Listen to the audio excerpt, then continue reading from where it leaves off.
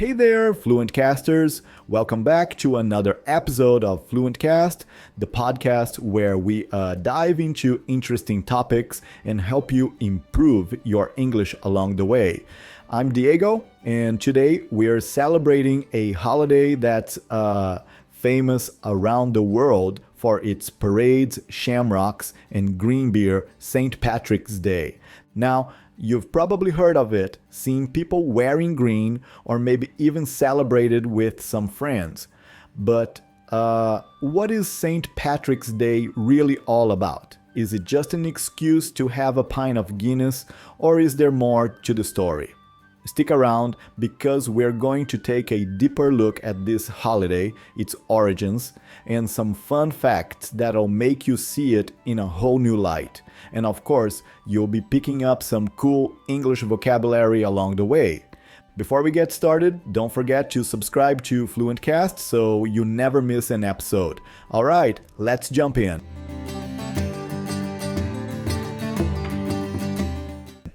Alright. Let's begin with the basics. St. Patrick's Day is celebrated every year on March 17th in honor of St. Patrick, the patron saint of Ireland.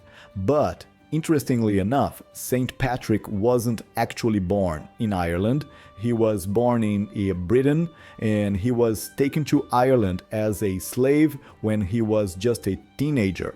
But after escaping, he returned to Ireland as a missionary and played a huge role in spreading Christianity across the country. So St. Patrick's Day is at its core a day to celebrate Irish heritage and the country's history. But you might be asking, why all the green? Well, the green color comes from a few places.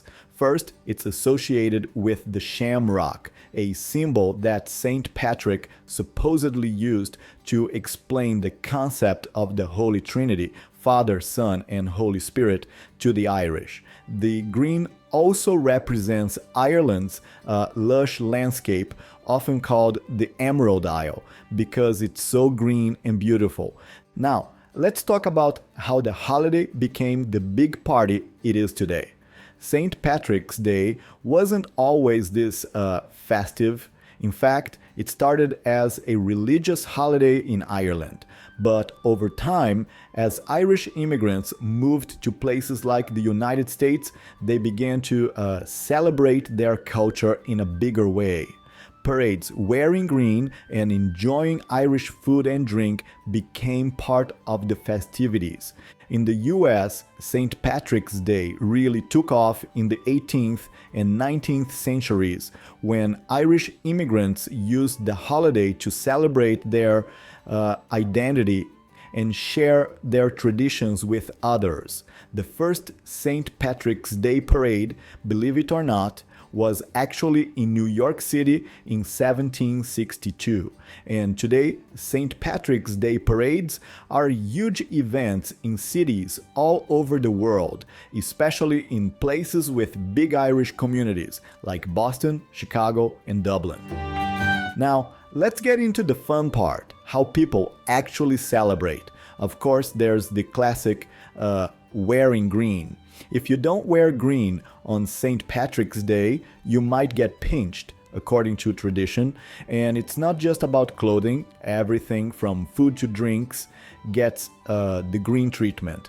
Some people dye their drinks green, and even foods like pancakes or bagels get a little green makeover. Speaking of drinks, you've probably seen people enjoying a pint of Guinness, which is an iconic Irish stout. But did you know that St. Patrick's Day is actually a religious holiday? So traditionally, people would have refrained from drinking alcohol, but over time, things changed. And now it's pretty common to have a pint or two, especially of Irish beer or whiskey. Some places even dye rivers green. Yes, you heard that right. Chicago dyes the Chicago River green every year to mark the occasion. Pretty wild, right? And let's not forget the food.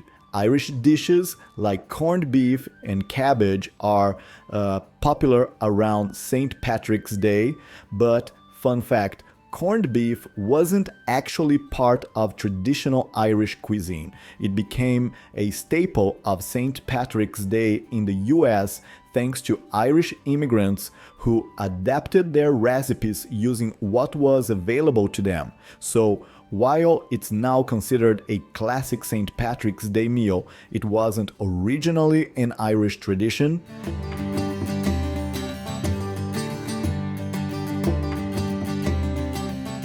So, after all that, what can we take away from St. Patrick's Day? Well, it's a holiday that's evolved from a religious observance to a worldwide celebration of Irish culture and heritage. And it's a perfect example of how traditions can transform over time as they spread across different countries and cultures. Whether you're wearing green, enjoying some Irish food, or just watching a parade, St. Patrick's Day is a fun way to learn about a different culture and maybe even pick up some new vocabulary. Here's the big takeaway. St. Patrick's Day might have started as a religious holiday, but today it's all about celebrating Irish culture, sharing traditions, and having a good time with friends. So, how do you celebrate St. Patrick's Day? Do you wear green, go to a parade, or enjoy some Irish food and drink? Let us know in the comments or on social media. And before you go, don't forget to subscribe to FluentCast. By subscribing, you're helping us grow and bring you more fun and engaging content. Learning a language is about more than just memorizing words. It's about understanding the culture behind the language. So keep exploring, keep questioning, and keep improving your English with FluentCast. That's it for today's episode.